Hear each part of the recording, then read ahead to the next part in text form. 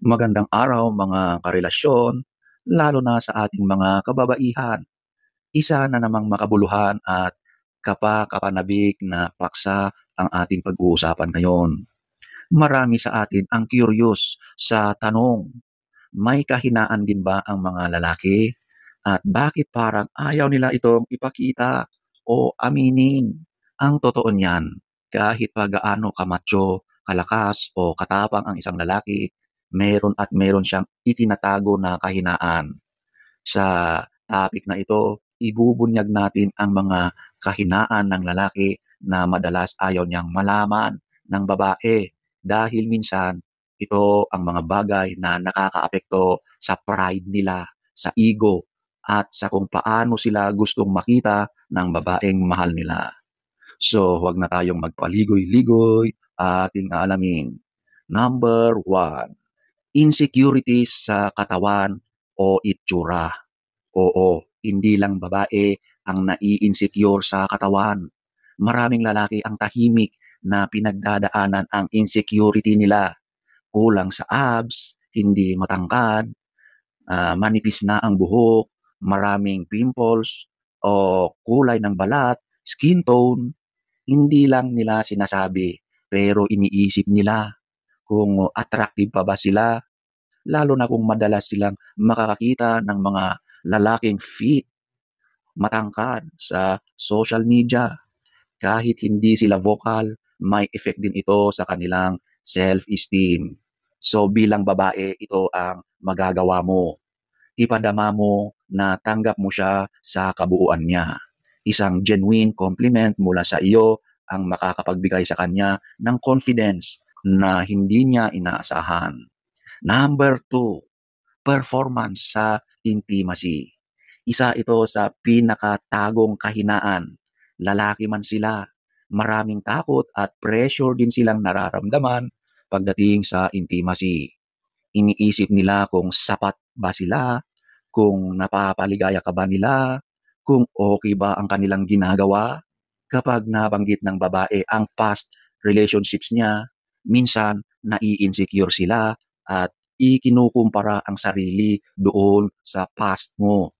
Kaya minsan kapag tumanggi sila, hindi ibig sabihin hindi nila gusto. Baka may pressure lang silang dinadala. Ang aral dito, ang intimacy ay hindi laging physical. Bigyan mo siya ng assurance at iwasan ang pagkumpara at ang pressure. Ang koneksyon ninyo bilang magpartner ang tunay na mahalaga. Number three, fear of not being enough. Ito na siguro ang pinakapayak pero pinakamalalim na kahinaan. Ang takot ng lalaki na baka hindi ako sapat. Hindi sapat na boyfriend, hindi sapat na asawa, hindi sapat na ama, hindi sapat na tao. Marami ang bumabagabag na ganyan sa mga kalalakihan.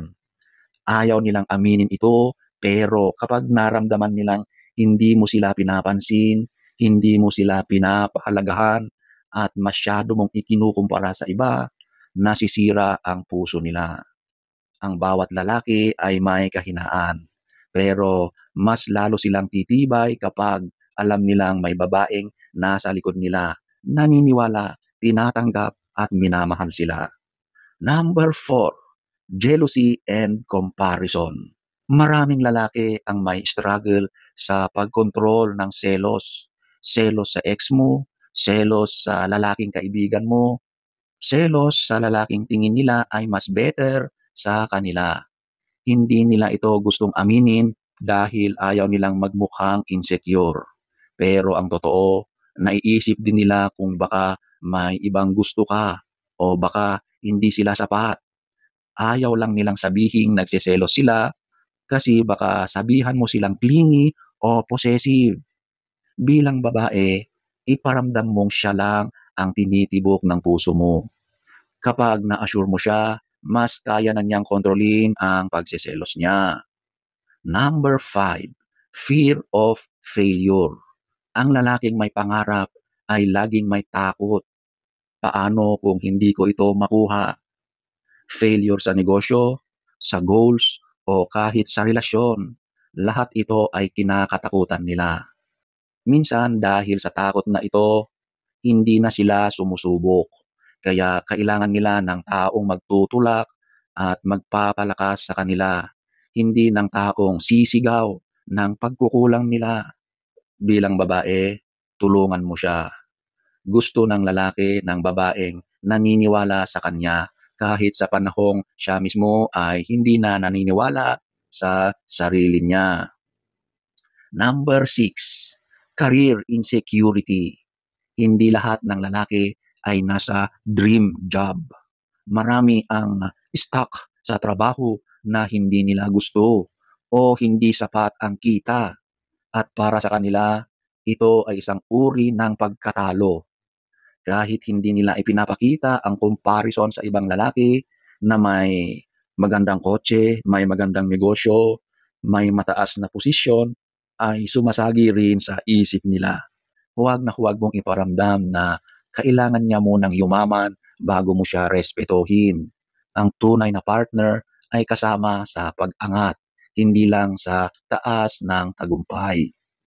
Number 7, takot sa rejection. Kahit gaano pa sila ka-confident sa panlabas, maraming lalaki ang may matinding takot sa rejection. Hindi lang ito sa panliligaw, minsan kahit sa simpleng pagsabi ng gusto nila o pag-propose ng idea sa relasyon, natatakot silang ma-reject o pagtawanan. Ito rin ang dahilan kung bakit minsan hindi nila agad sinasabi ang nararamdaman nila. Ayaw nilang masaktan at lalong ayaw nilang makita ng babae na sila'y tinanggihan dahil sa tingin nila nakakababa ito ng ego. Number 8, pressure sa pagiging provider. Isa sa pinakamalaking kahinaan ng lalaki ay ang matinding pressure na nararamdaman nila bilang provider. Kahit hindi sabihin, maraming lalaki ang nababahala kung kaya ba nilang buhayin or suportahan ang pamilya nila. Lalo na sa kulturang Pilipino, parang nakaprogram sa isip ng karamihan na ang lalaki ang dapat breadwinner.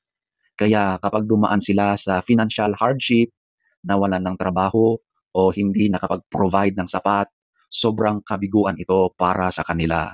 Hindi lang ito tungkol sa pera, kundi sa pagkatao nila. Kaya minsan, nagiging tahimik sila, iniiwasan ang usapan at minsan, nagiging irritable dahil natatakot silang isipin ng babae na hindi sila sapat. Number 9, emotional vulnerability. Bata pa lang, sinasabihan na ang mga lalaki na huwag kang iiyak, lalaki ka. Kaya natutunan nilang itago ang emosyon. Kahit gusto na nilang sumigaw, umiyak o humingi ng tulong. Ang pagiging mahina o emosyonal ay tingin nila ay kahinaan. Kaya ayaw nilang malaman ng babae na sila ay nasasaktan, natatakot o nalulungkot. At yan ang mga ilan lamang sa mga kahinaan ng lalaki na madalas ayaw nilang malaman ng babae. Hindi ito para isumbat, kundi para maintindihan sila. Hindi para gamitin laban sa kanila, kundi para gamitin sa ikatatag ng inyong relasyon. Sa huli, ang mga lalaki ay tao pa rin. May damdamin, may insecurities, at may mga pangarap. Kaya kung gusto mong tumagal ang relasyon mo, hindi lang puso ang unawain, kundi pati ang mga tahimik nilang kahinaan. So sana ay nagustuhan nyo ang ating topic for today. Next story time. Don't forget to subscribe.